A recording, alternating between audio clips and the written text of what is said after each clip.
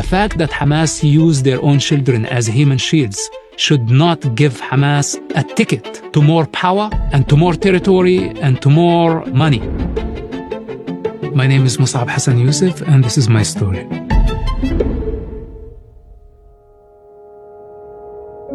I was born in the West Bank of the Jordanian River. I was brought up in an Islamic religious family. My father was a Muslim Brotherhood leader. Later, he became a Hamas leader. And the honest truth, he was very good dad. He loved me within the best of his ability. My parents told us that we were going to heaven. And the non-Muslims, the Jews, the Christians, the rest of the world, if they don't convert to Islam, they are doomed to hell. When I was a child, I witnessed lots of killing and violence. There was no government, lots of chaos and disorder. People were literally killing each other in the streets. I'm talking about internal Palestinian conflict, where a father would actually kill his daughter, or a brother would kill his sister for honor. I was beaten up in the school on the hands of the principal. I was beaten up in the street. I was beaten up on the hands of the imam at the mosque. It was not easy for a child. Wherever you go, you just have to survive. I was always running for my life. There was a Muslim Brotherhood and the summer camps, which I would participate in those camps, go with my father. And the Muslim Brotherhood was actually preparing a generation of warriors. I did not understand that that was preparation for the birth of a militia.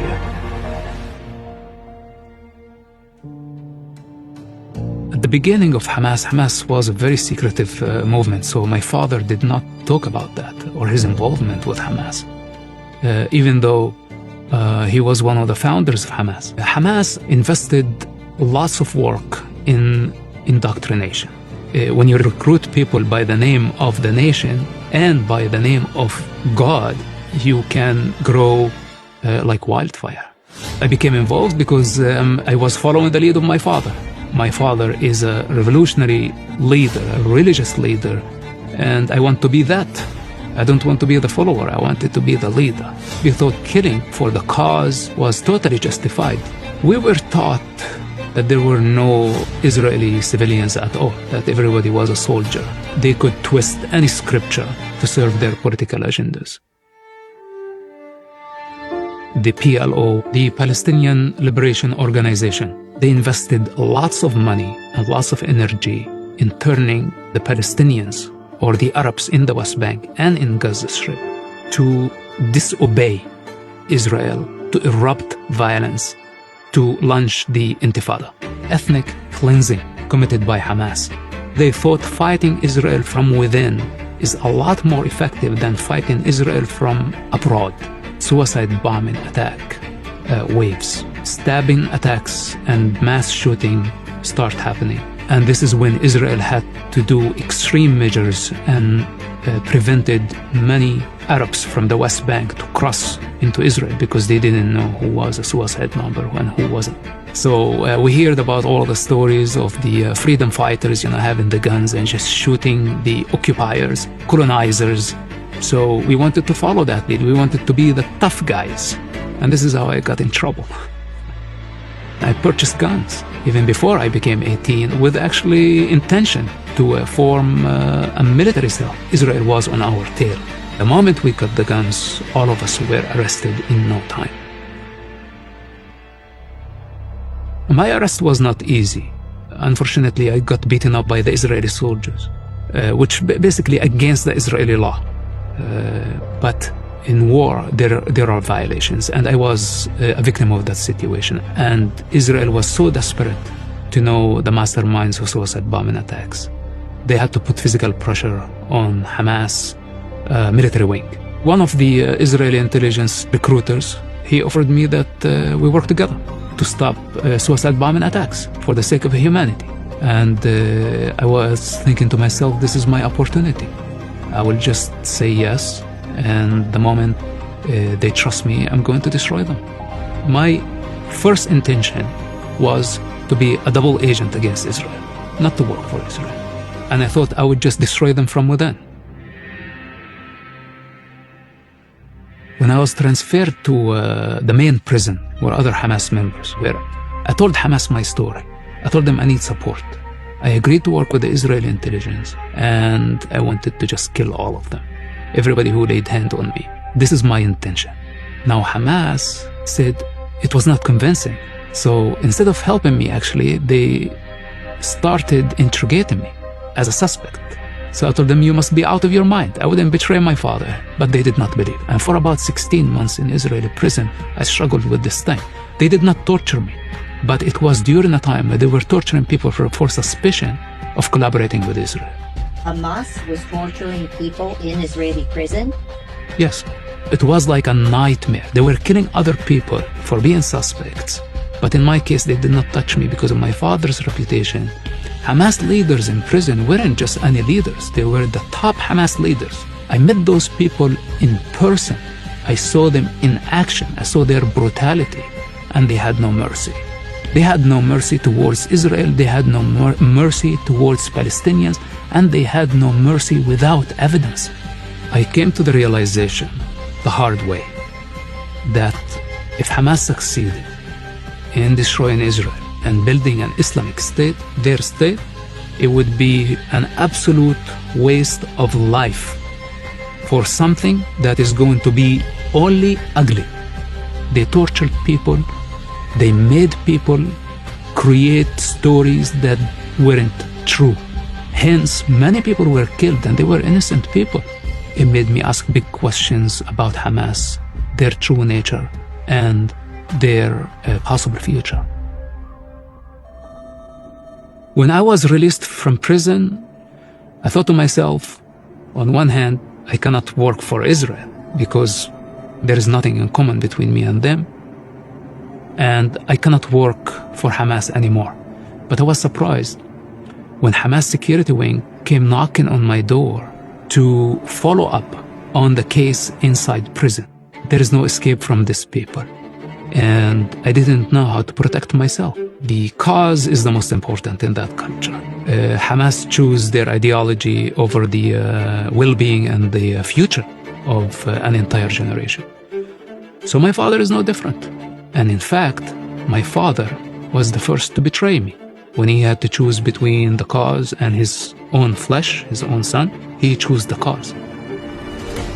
Israel came to follow up for my promise to stop suicide bombing attacks. And I was afraid that they were actually going to punish me for having the original intention of being a double agent.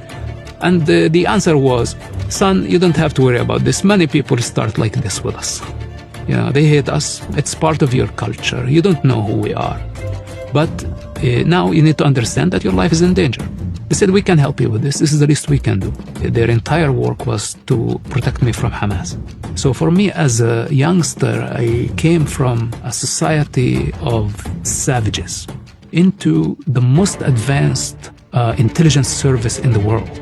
So for about 4 to 6 years of a very serious work, we were able to deconstruct the Hamas operation in the entire West Bank.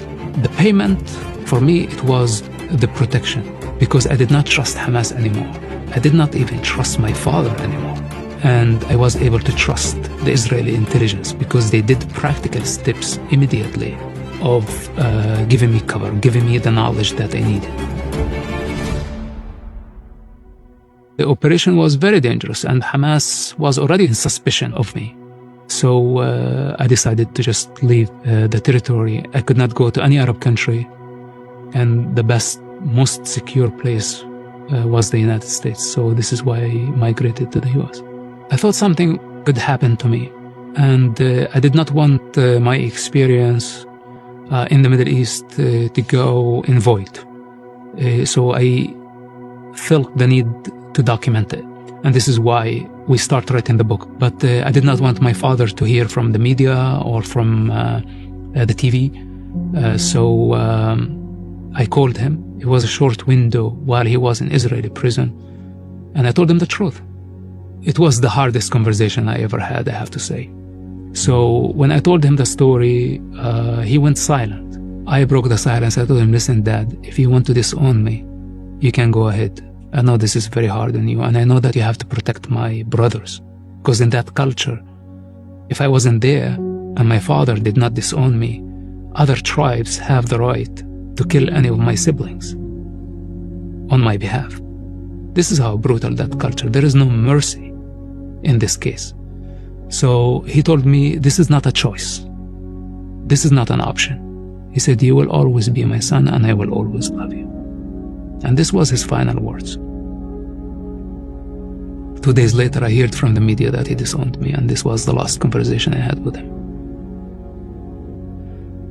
It was very hard at the beginning. The guilt that came with it to get my entire family stained by shame while they still live there.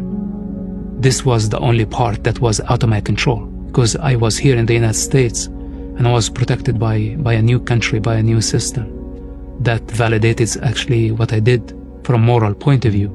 But for the rest of my family, they were still there and they had to deal with this for the rest of their lives. I understood the consequences of such a decision. It was my moral responsibility to write the book, and my entire life was sacrificed, everything.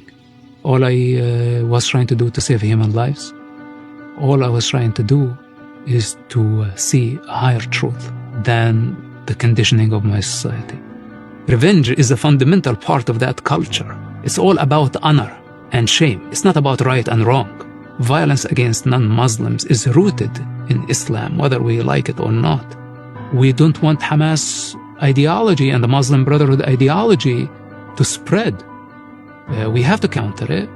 That's part of our moral responsibility towards the world, especially our allies. Israel is a great ally. America as a superpower has a responsibility towards global security. We depend on the rest of the world. We depend on the Middle East, not only for energy, but we depend on the security and the stability of the region. Because if that goes out of control, our commerce, our way of life, everything that we do will be jeopardized. The fact that Hamas used their own children as human shields should not give Hamas a ticket to more power and to more territory and to more money. Hamas' goal is beyond the river and the sea, is beyond any political border, is beyond Israel. Hamas's aspiration is global. And if Israel fails to destroy Hamas in Gaza, it will be the birth of an empire of savages. And we cannot allow this to happen. Because if Hamas succeed in bringing Israel to its knees, many other Islamists can do the same, and there would be so many of them. The Muslim Brotherhood is here in the United States. We see Islamists and communists marching together in the same street, having a common goal. And their goal is the destruction and the fall of the American civilization. How could any American not consider this as an immediate threat? Is this the time when the allies abandon their friends? Just because we have some angry pro-Palestine thinking that this is a cool thing, exploiting the American freedoms, their anti-civilization, their anti-America, their anti-freedom. If Hamas laid down their weapons today, there will be peace. But if Israel laid down their weapons, there will be destruction of the Western civilization. This is why I speak as loud as I can. The fact that Hamas used their own children as human shields should not give Hamas a ticket to more power and to more territory and to more